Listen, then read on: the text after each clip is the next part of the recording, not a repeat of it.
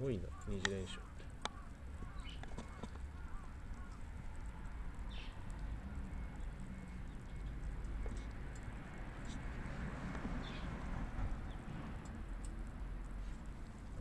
午前中伺うって話してたんですけど、あ、はい、担当の人誰ですか今。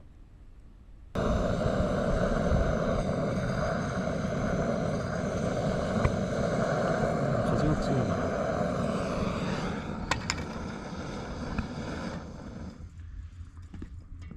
ペレットさんが燃えました。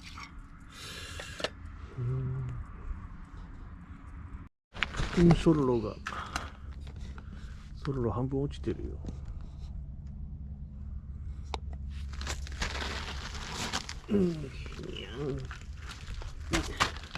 お腹にあれ、ちょっとこれ広角にしよ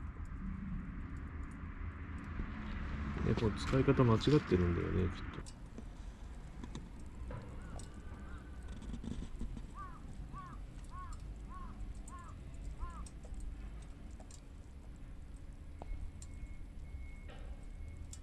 もしもし、見守ります。お世話になります。家で、今日伺うように話してたんですけど、本店電話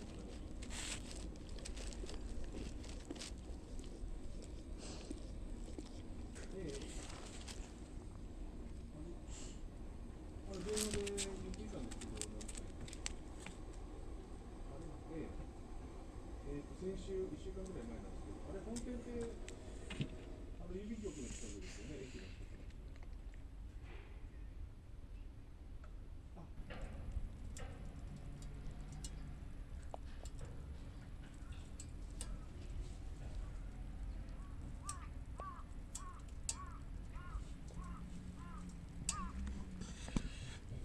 これがないとどうなる。